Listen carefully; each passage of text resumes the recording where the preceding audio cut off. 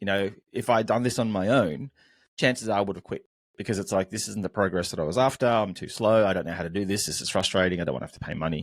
And so now, for me, community is everything now. Like, I've got people that are helping me, and in turn I'm helping them. And any kind of negative thought that comes to my head, either in the mornings or at nights, getting back to the original topic, it's something I'm now super happy to workshop with people.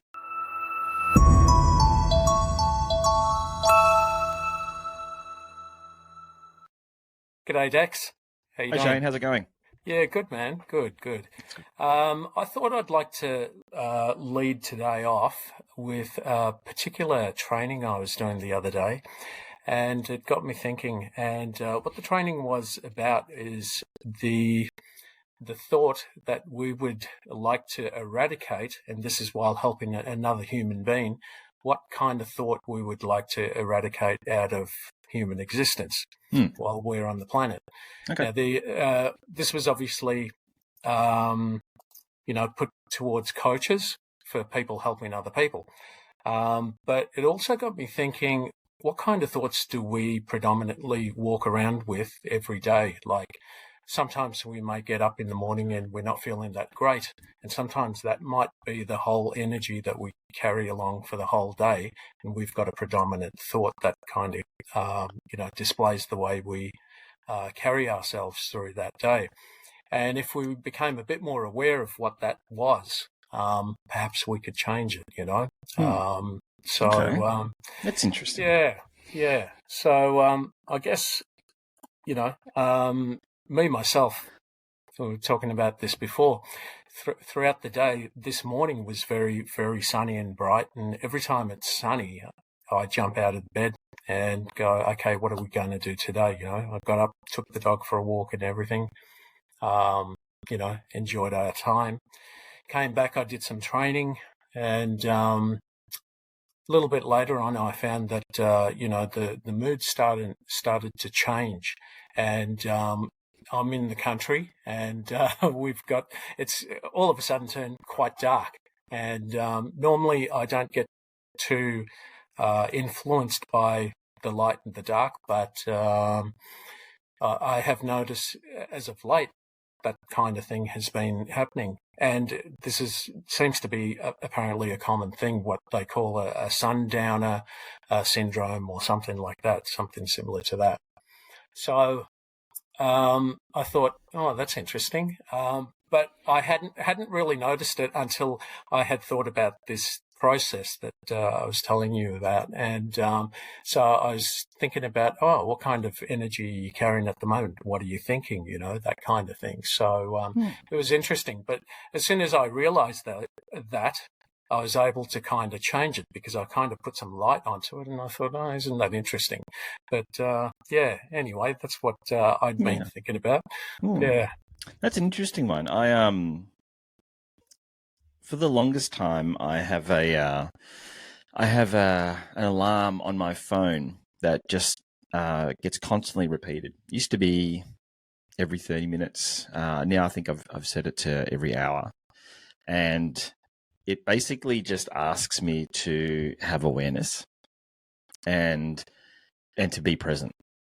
And occasionally the message will change depending on what it is that I think I need to draw awareness to. Because for me personally, my day, I get up, and then it's like the Tasmanian devil of the cartoons. it's like that.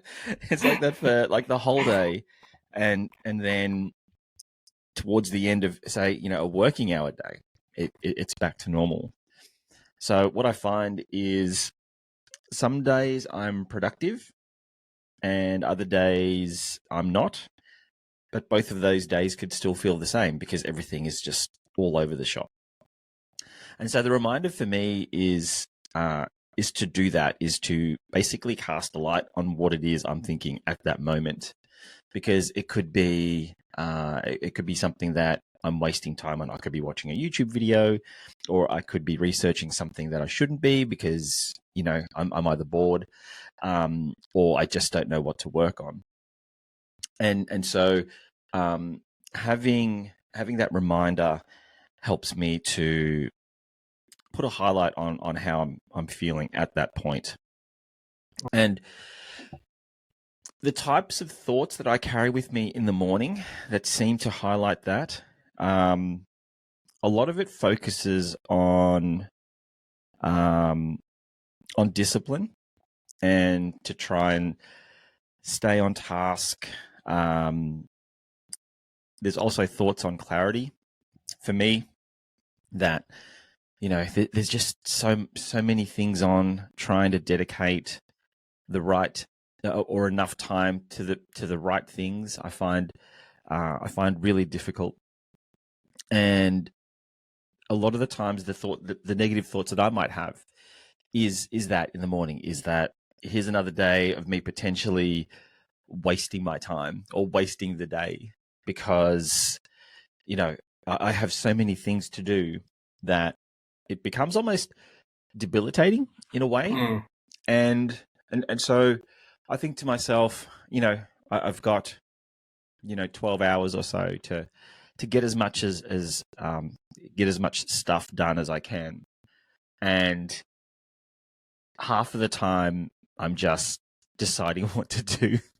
Do I work on this first? Do I work on that?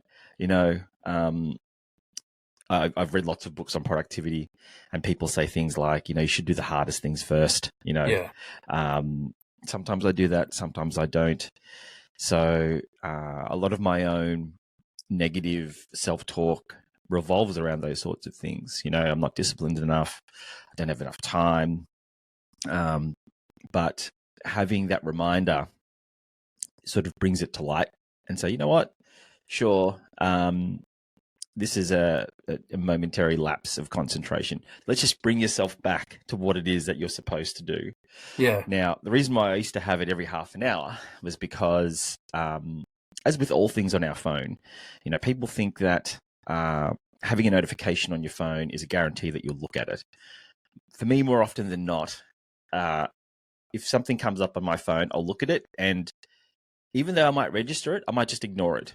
I don't know if that's for everyone, but for me, I have an alert. It's every 30 minutes, and I might acknowledge 3 or 4 of those in a row, but not action anything because I'm expecting it. So I'm almost tricking myself in a way to go, it might say, stay focused, and I look at it, and then I look at it, and I just go back to what I'm doing.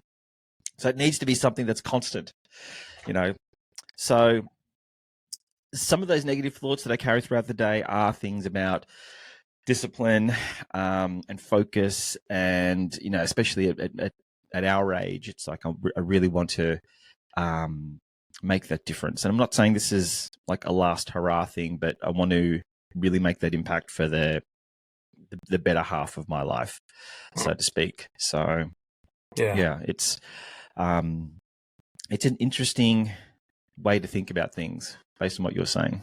Yeah. That it's a good point. I probably spent the first half of my life.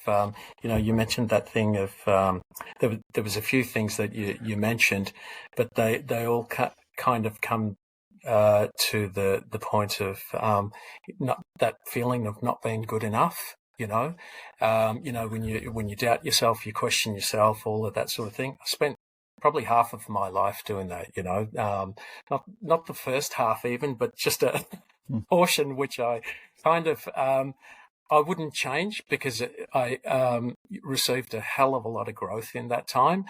But you kind of go, I would just wish it wasn't as long, But I did also find, I did carry that for a long time, not good enough. That still happens in, many things that are new to me as well, or things that I've tried to do for a long time and I just haven't been able to kind of crack through to, not the next level, but move on to it. And I think the important thing though is how do we turn that around, and I've always found if I've done that for way too long, I really need to put a process in place to kind of change it, where, like I was saying this morning, once you notice it, you really have to catch yourself out and kind of go, okay, how do I turn that around? Because it's pattern that just keeps repeating. I find that, if I look at it, geez, I've been doing that for a couple of months now, what's going to change and how's it going to change? And so if I catch it and, you mentioned the app. I used to use an alarm on my phone too, similar thing. When I was at work, place I really didn't want to be at the time, but I used to have these affirmations, and I was lucky enough that I was in a position where I could have my headphones in and work. And so I'd be listening to either these affirmations or some self-development courses that were going on, which was great. But I would set my alarm every hour as a reminder of whatever that thing was that I was going through at the time. So regardless of how I felt at the time, it reminded me either I was good enough or, I can do this, or whatever the language was at the time. And it was just a reminder. And even prior to that, when I was doing my NLP training, we did a process of anchoring, and it's just where you get yourself into a space where, you're feeling good about yourself, you're thinking positive, and you're feeling really good at that time. And we put a rubber band around our wrist, and it's the same thing. You just flick the rubber band. Anytime you get into kind of a negative space, you flick the rubber band where it brings you back into that same feeling and same space that you were with when you anchored that, positive, and it's positive reinforcement. So those little things, I think, that thing you said with the alarm or your apps is a brilliant thing to do. But you have to set it up properly, where you have to do the work beforehand and kind of go, okay, what do I want to think when that thing goes off, or what's the reminder at that time, and it helps. All these little things help. Yeah, it does. And it's a thing as well where you don't realize that you're doing it till after the fact. There has to be a certain level of self-discovery where, it could be months, it could be years of trying to achieve something and not getting the results. And then you sort of have to look in and go, like, why am I working so hard and achieving so little? Or, I thought this would be easier, or I thought this would be fun. And it's not until you actually have to sit down and go, well, what's the problem here? Is it because this is too hard, or I don't have enough skills, or this isn't a passion of mine, or am I doing this wrong? And once you get to certain answers, that's when you need to have that rubber band. You need to have those alerts to kind of course correct. Yeah. But a lot of that all starts, you're talking before about the thoughts that you carry. That those don't come about until you actually sit down with yourself and go, like, why am I feeling this way? Because most people don't.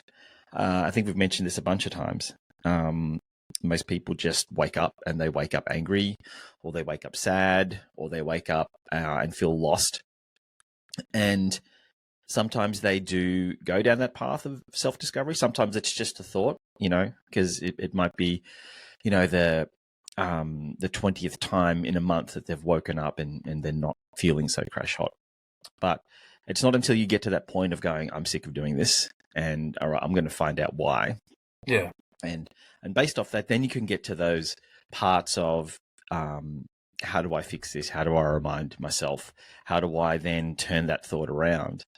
But I believe that's kind of the start of everything. It's to go inner, but that also involves you yourself having to recognize that there's a problem.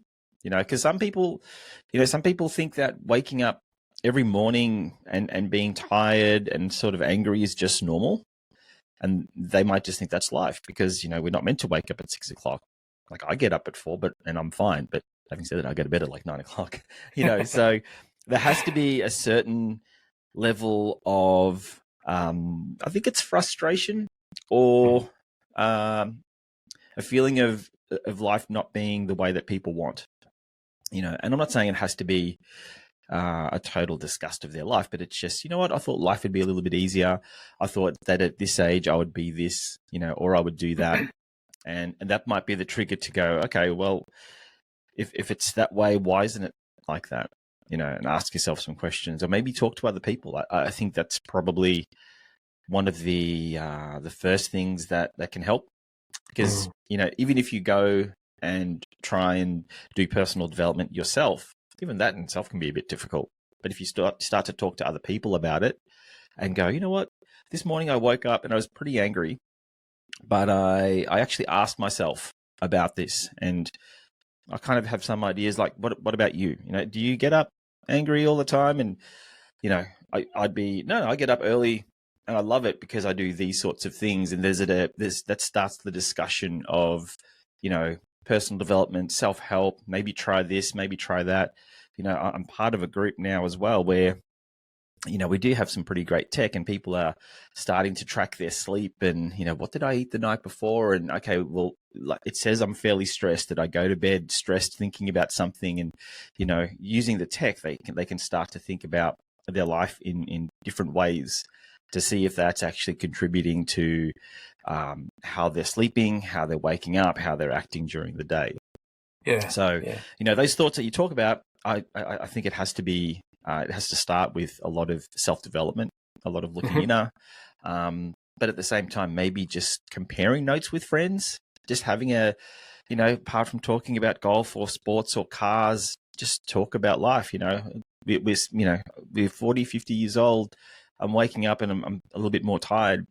And then, somebody might say, yeah, I'm okay. I had that 6 months ago and this is what I did. Yeah. So having those discussions help. Yeah, definitely. I think it's that dissatisfaction sort of thing. I know that's what it was for me. I would get up. I thought you were talking about me, actually, where you wake up angry and tired all the time. And that was definitely for me. It was kind of like, oh my God, do I have to do this again? And it was kind of dragging myself out of the bed. And I thought that, I've done this for far too many years. Do I still have to keep doing it? Does everyone live like this? And the truth was some other people did, so other people I spoke to at work, they were miserable as well. And I thought, you know what? I'm not going to be one of them anymore. And so I think, you have to, if you've got that dissatisfaction, why am I finding it hard to say that word? Dissatisfaction. If you've got that, that's a real clue that, you don't want to stay there. You don't want to start your days off like that and, catch those thoughts that you're having in the morning, because they're real things, they're telling you how you really feel. And, what you were saying about the tracking that people are doing, it's brilliant, because here's why. Most people aren't aware of the things that they do, the things that they say, and sometimes how we act, right? Because it becomes a habit, and we're just a bunch of habits. And when we've done that for way too long, that just becomes our life. But with the things like trackers and things like that, it kind of forces you to have more awareness without you actually having to think about the awareness. Maybe the tracker will get you to put the information in, and it'll give you a readout. After a week or after a month, you can go, oh, that's not going very well, or I'm on track, tracking upwards, or whatever it is. All these tools that we can grab hold of to kind of give us a much better life than what we're kind of settling for at the time is really the reason for doing those things. But we do have to kind of, like I said, if you're dissatisfied, you have to really take note of that and go, I don't want to do this anymore. 20 years is too long. Yeah, absolutely. Yeah. Absolutely. I think, giving it a bit more thought, I think what has really helped me and a number of other people in groups that I'm a part of, and this is an extension to the trackers, is friendship, is community. It is sort of the comparison, and you're not comparing each other in terms of I'm better than you, or, I do things faster or longer, or I have better sleep. But it's good to have healthy discussion on it, and I think that really helps because, if you do any sort of self-discovery, personal development, you don't really have a yardstick, right? Because you're only just comparing it to yourself. And you think to yourself, you know what, I'm getting like 3 hours of sleep a night. Like, is that enough? I don't know. Like, do I Google things and figure it out? And you'll get like wildly different answers. But if you have friends or people that you can discuss these sorts of things with, like, one, the answers are a little bit more immediate. Two, you're going to get, wide ranges of answers and of experiences. And on top of that, you're able to share certain things that have worked. Times of the night that you go to sleep, how much deep sleep you're getting. And I know we're talking about sleep specifically here, but we're talking about everything else within life that you can just plug into that. It could be exercise, it could be happiness, it could be having issues with your daughter or your son or your brother or sister. But having a community or a group of friends that you can have around you that you can ask these sorts of questions to, especially when it comes from a self-development point of view, helps a lot because, a lot can be said about people and self-discovery and personal development when they keep it to themselves. Because I think, especially from a guy point of view, it's not really a guy thing to try and work on themselves and let other people know. Like, we'll do it maybe on our own and do our own research and listen to podcasts and try things out. But it's not really a thing where we go, I'm going to talk to Shane because, I'm having problems waking up in the morning or going to bed, or I'm having problems with my wife. We seem to be fighting a lot. Like, it's not really a thing that generally guys do, so we could spend a lot of time doing personal development and self-help on our own, only to find that if we actually reached out to some people and said, hey, this is what I want to do. Do you have any experience, or can you help me, or can I just bounce some ideas off you? You find that, you'll probably get the results that you want like a lot quicker. A lot quicker. And, we spoke about this really, really briefly just before we started recording. In Australia, it was Are You OK Day yesterday. It's a focus on mental health, suicide awareness, and all of that sort of stuff. And from a guy's point of view, we don't talk enough, and it's funny how they talk about Are You OK Day, where it should be like that every day. Yeah. And I think what happens is it's almost to a point where there's a default answer there for most people. And I was listening to an interesting podcast. Funnily enough, it was just today, and it's funny how it all just sort of wound up being quite related. The podcast was, I'll just bring it up here. Okay, so the podcast is, getting old, my eyesight just going. The podcast is Stuff You Should Know, and the actual podcast episode is You're So Good at Conversation. And it was generally about conversation. And there are so many nuances around conversation and having talks and talking to people. I'm going to have to give it another listen because I found it absolutely fascinating. Yeah. And when people ask you, are you okay? There is an almost accepted default answer of, yeah, I'm fine. Mm-hmm. But when that gets disrupted and you say, not really, then everything changes. And so asking the question is half the battle. It's the other person actually willing to say no, and maybe I might need a bit of help.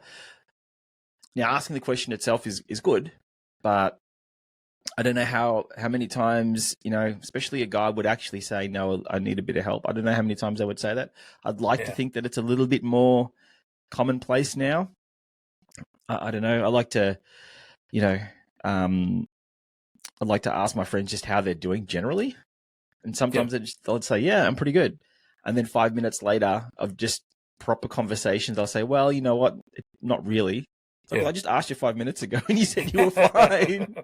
Better late than never, I guess. I know. So, this sort of stuff, to me, it really highlights the need to have people around you, people that you can talk to, some accountability, some other people that are there that you are comfortable in actually talking to about this sort of stuff, about, some of your perceived faults, some of the things that you might not be happy with your life, and just to see how it feels explaining it to a person. Because,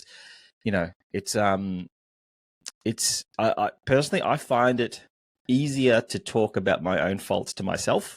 Like, it is what it is. I talk to myself a lot anyway. So if I say, hey, you know what, I should be doing this, you're wasting your time. Like, I could have done X, Y, Z in the time that I've been watching YouTube or listening to music. And it's quite easy for me to beat myself down. Yeah. But then me trying to explain those problems to somebody else, it triggers me in a way. Yeah. And in a way, it's like, oh, okay. So sure, I'm admitting to myself that I'm not the most productive today and that I could have done more. But if I say that to somebody else, then I'm like going, oh, okay, now he knows I'm not productive now. I better improve myself. Yeah. Look, I must admit, when I was going through my struggles, I was a very closed book. I didn't want anyone to know anything, even my family, closest to me. I didn't want anyone to know anything, and that really didn't help myself or my immediate family, my wife and kids, because there was really nowhere to go to from there. Like, I could talk to my wife about things, but she could only help me so far, and my friends certainly could have. I'm sure they were going through their own things, and but I never. I was always one to kind of go, no, I'm going to sort it out myself. The classic male thing. I'll keep it to myself and suffer in silence. But I think nowadays on the other side, I'm quite open about where I was, and for a long time I didn't want to kind of even admit that I'd gone through depression and all of that sort of thing. But I do think that it benefits other people. If I can talk about it, then it'll it's not a taboo subject. It's a part of what many human beings go through. So it's quite common, actually, more common than we know. And I think the thing is, when we can get to that place and kind of just be real with ourselves, then that, for me anyway, it shows a level of, I'm not judging myself anymore. I've kind of gone, okay, I went through that. That was the past. That was even 5 minutes ago. It's gone. Now what do I do about it?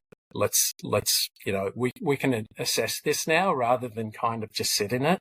And it's for me, I don't want it to be a secret. This is kind of what I've gone through.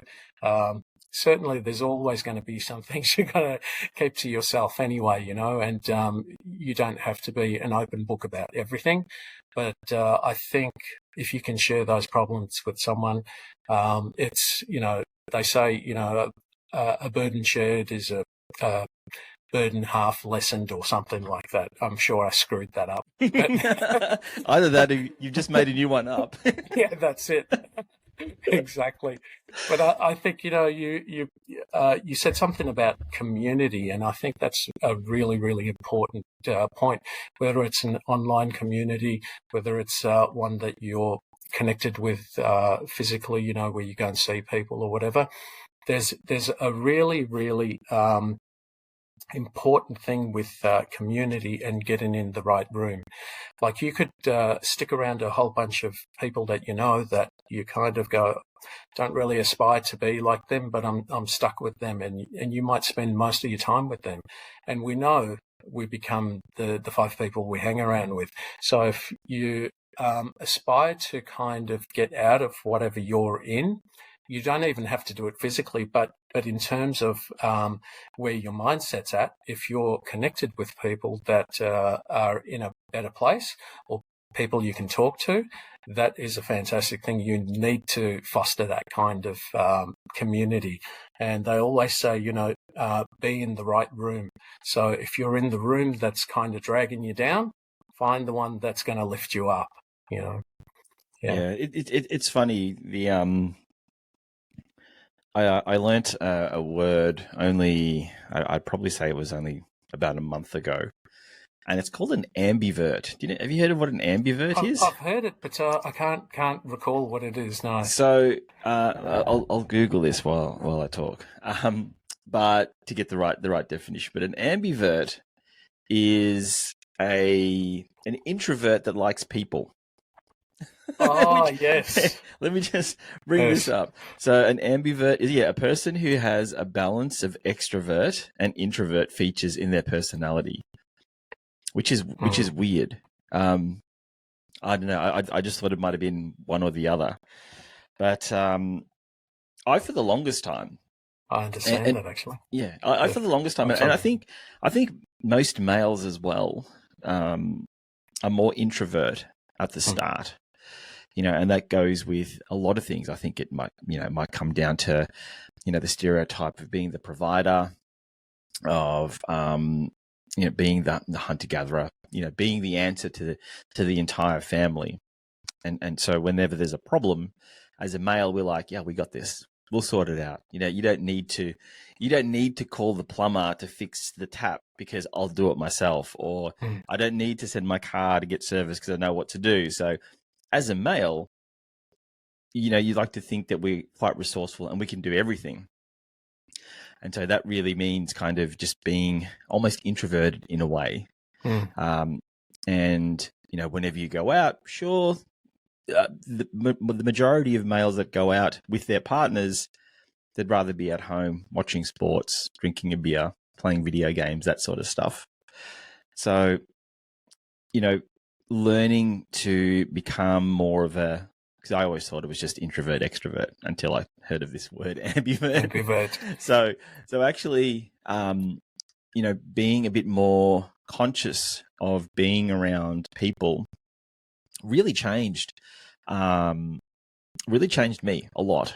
I don't know if we've actually spoken about this before, but I'm really into numerology. And have been so for about 7 or 8 years, and being an introvert for as long as I can remember. Introvert more so in terms of just doing things. Like I like people, I like hanging around people. It's cool, but given the choice of things to do, I kind of like my own company. I'll go for a drive, I'll go for a walk, I'll go for a run. But a lot of that is all me time. A lot of it's quite selfish. So I've always been like that. And so numerology is the study of numbers, and it's a way to predict what the energy is of any particular day, any particular year, any particular month. Similar to astrology, but it uses things like your birth date, the letters in your name as it pertains to your birth certificate. And for me, I found it accurate.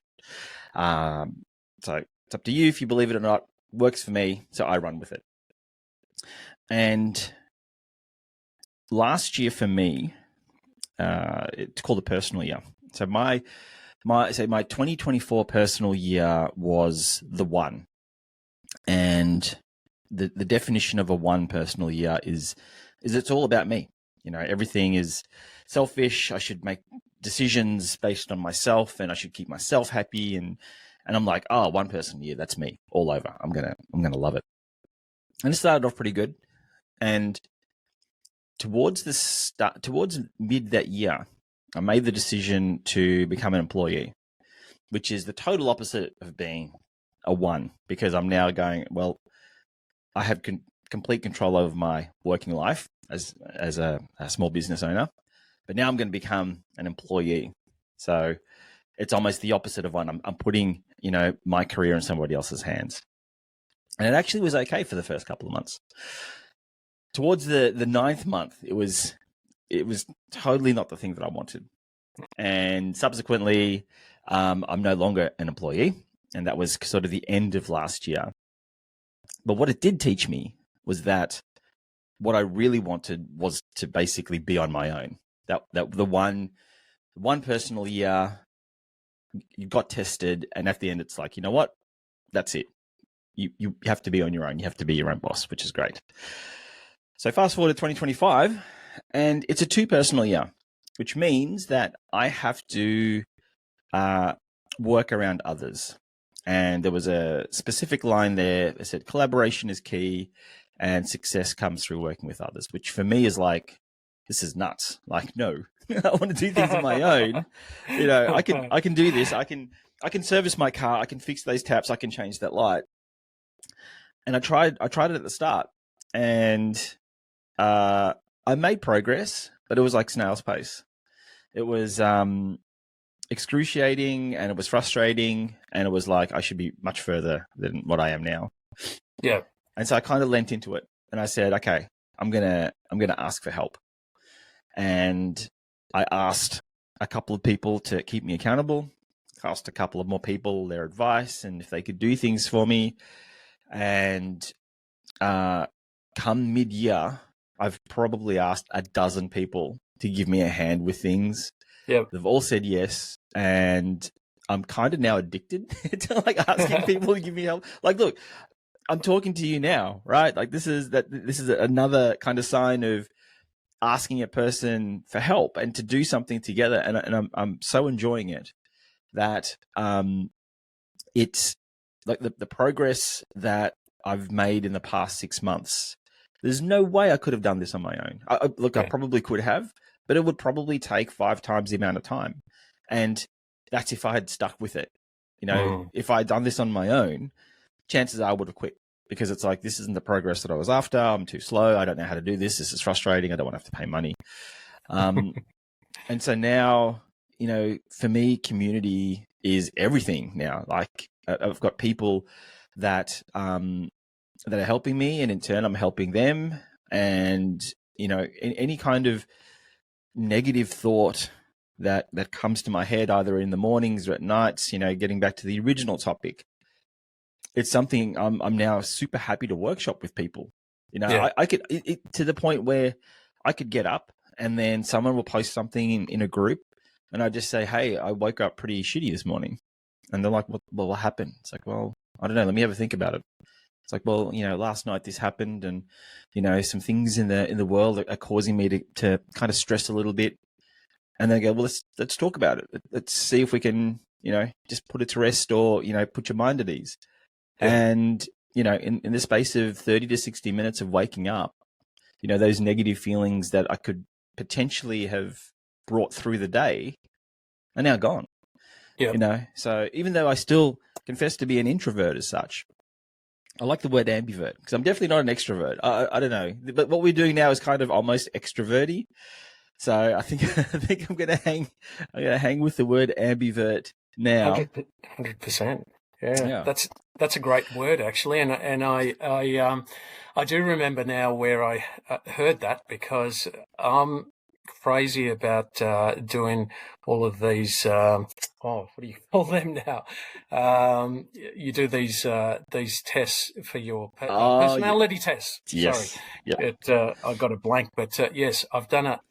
So many of them, and certainly numerology is something that I don't follow it a lot, but there's a little bit I know about it that kind of you know is about my life more than anything, I guess. So I guess I need to know what I need to know, and my life path is 5, and the whole thing is about freedom, and that's kind of been like a theme throughout my whole life anyway. So I thought, well, maybe it's about time you kind of change things and start kind of living that way, and start putting things in place.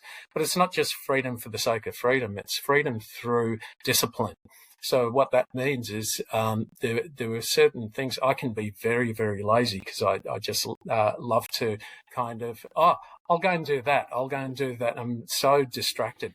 But what that tells me is with my life path number is I will only get freedom through discipline myself and putting things in place that will create that freedom. And so that's a really good thing to know, because it's something that, brings back to this message, I guess, a core message where you kind of go, okay, yes, that's kind of something I have to keep at the forefront of things that I do, And but anyway, there was something you had said, and I can't remember what it is now. I've kind of lost my place, but that's okay. Coming back to things like community, how we said, certainly you need to have people in your corner to kind of keep you on track, especially if you feel like you're lost. These are people that can give you pointers to point you in the right direction, especially if they're in a place that you would like to go, There was a thought I had. It's going to seem random, but I remember a long time ago when I was going through some difficulty. Do you remember? Did you go to high school or a tech, or what kind of? Yeah, it's the secondary college. Yeah, and public school. Public school, yeah, me too. Yeah. But you'd probably remember on your bag there would have probably been a logo somewhere. Do you remember there was a logo? Yep. And so there would have been some things on there, a particular motto. Sometimes it might have been in Latin. So I don't know why they do that, because it's not going to, not really, it's a mystery. I don't know what it means. But I used to always think that motto is for the school, and they want you to kind of exemplify that, to kind of carry that as this is what it means to be a part of this school and this community. And like I said, they put it in Latin and no one knows what it means. But I used to also think, like I said, when I was going through my difficulty, what is the bag that I'm carrying now, and what does that motto say? Like, I'm not in school, but throughout my life, what's it say about me now? And it was probably saying, I hate my life, I'm depressed, blah blah blah, right? So that was what I was carrying at the time, and I thought, that's rubbish, that's crap. Who wants to carry that around? And so I began thinking about this thing, and I thought, what does your life want to exemplify? What do you want to have as a message? That might not be the message every day, but it's something that you can come back to, that you can kind of aim to. And so this is one, I guess the life number makes sense to me, but it's kind of that thing of having that life of freedom, helping other people, being a good person, all of those sort of things. And so if you can put it into a sentence and then kind of keep that as your kind of life motto to go forward, it gives you something like a North Star to kind of aim for. Now, I do remember what it was I was going to say. Very good. Okay. It was the thing about the ambivert. So when I went and did these tests, one of them, which was a wealth dynamics test, which is amazing, and it's got from memory, what was it? I think it's eight different kind of personalities. And what it does is each personality is showing you how you create your wealth in the world. Like you might see some people that are personalities, they're what you call a star, someone like an Oprah Winfrey, someone that's a creator, which is the profile I carry, which is someone like a Steve Jobs. And then you've got someone that's a mechanic, that is someone like Henry Ford. They're the ones that are all involved in creating systems and things like that. So the interesting thing is, I was am a creator profile, but I've got a little bit of star and a little bit of the mechanical side as well, which means they call it wings. So it means it was interesting because I've always thought I'm introverted, and introverted used to mean you're shy. Ever since I was young, my mum would say, "Oh, Shane's a shy boy," hides behind the chair when people come into the house, that sort of thing. But what I gained to know what introverted was and what extroverted was, it was interesting because what they say about introverts is you get your energy from being by yourself and introspecting, thinking about things, and kind of you get your energy that way. Extroverted people get their energy from being around other people. They get, draw energy off other people and the limelight, I guess.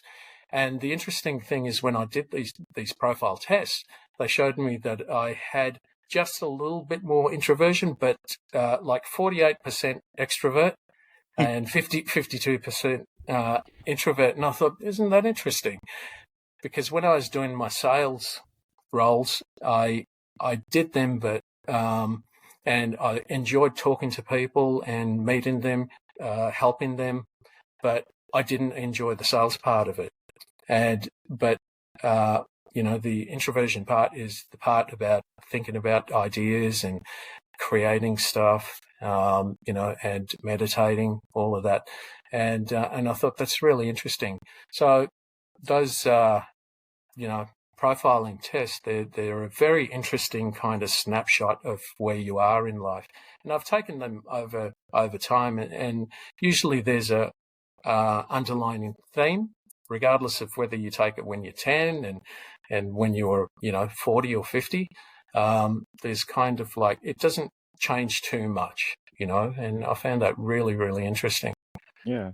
That's probably one of the better definitions of introvert that I've heard. Yeah. Yeah. It's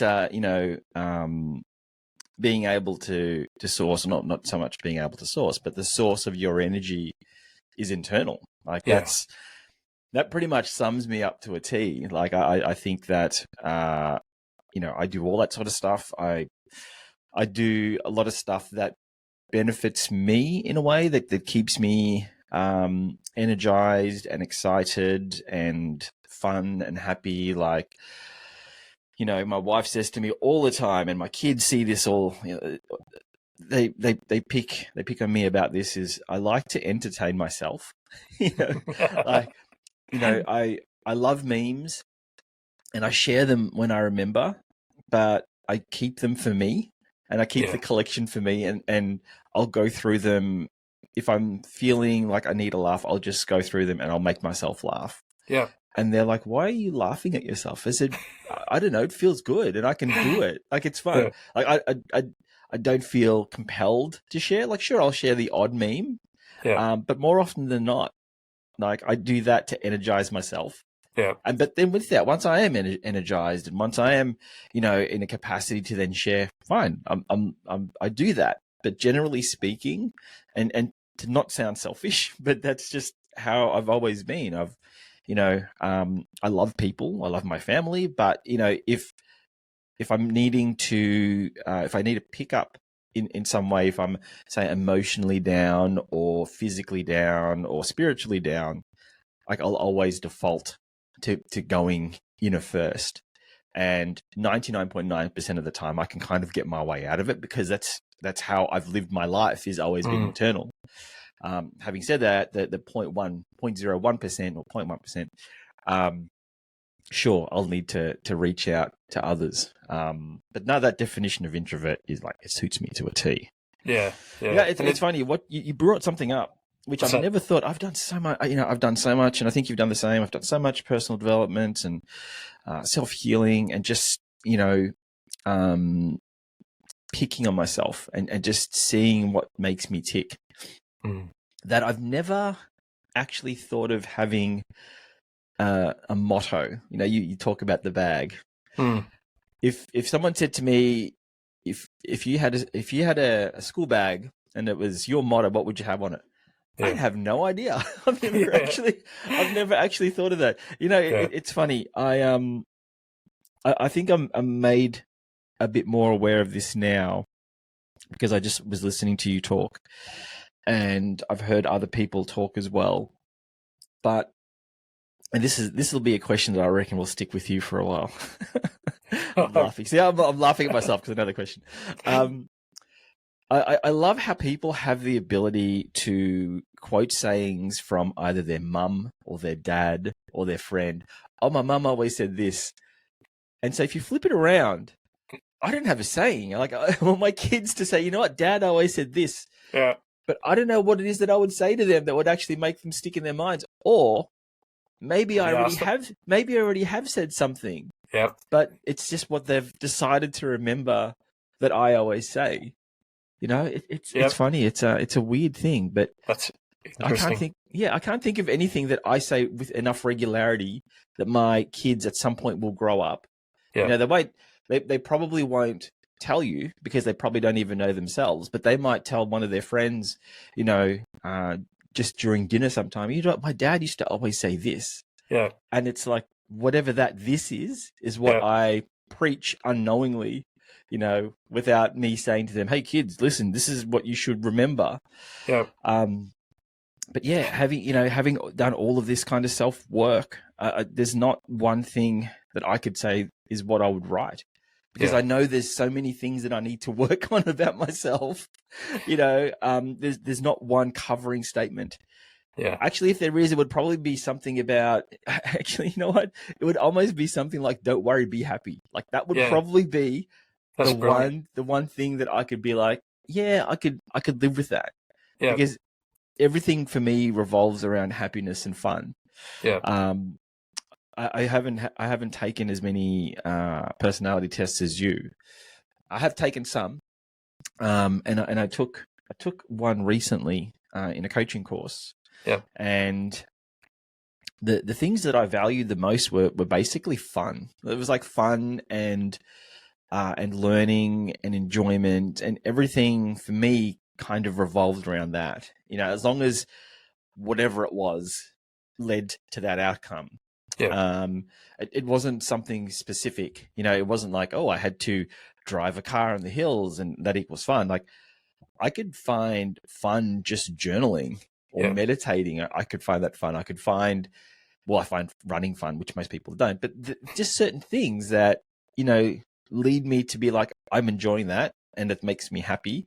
Therefore, it goes down the fun path. And so, you know, when you were talking about that Latin logo, I'm like, I don't know what I would have. But now that I think about it, it probably would be something along the lines of "Don't worry, be happy." Fantastic. I mean, that's a brilliant one to carry. And I guess the whole thing is, you know, do we live our motto as well? You know, is it something we're striving for, or is it one that we're actually living? You know, and that's one I try and keep my awareness on. You know, and not in a serious way, but in terms of, am I carrying that baggage that I did back then? You know, like life is heavy, and I don't want it to be like this. I don't love my life and all of that sort of thing. I don't want that motto back. You can keep that bag. I'll keep this one. You know. Yeah, I think that. I think for me, you know, those sorts of mottos are they're a fallback. At least they are for me, in terms of, again, that sort of Tasmanian devil rushing through everything and getting to a point of despair and frustration. Then it's that fallback. It's that don't worry, be happy kind of thing. And it's like, oh, yeah that's right. Yeah. You know, because as much as we'd like to think that, or at least again for me, I'm just answering for me, but as much as I like to think I would live my life to a motto, it's just simply not the case. I can't. It's impossible. There's too much going on, and I think that secretly I do love that chaos. Yep. You know, life is quite chaotic, and if everything in life was easy and everything was done for you, I think it would be kind of boring. Yeah. And so having chaos is fun. And so I do enjoy getting to a point where I'm tested. I think I've done enough personal development to realize that, you know, all of the things that you kind of struggle through, it's just another feather in your cap. It kind of pushes the boundaries out a little bit further to be like, okay, well, I used to stress here, but I've dealt with that stress for a while now. So my stress point is a bit further down. Yeah. And if it all comes, if it all gets too much, then I just fall back to, don't worry, be happy. Yeah. And then sort of Yeah. continue working from there.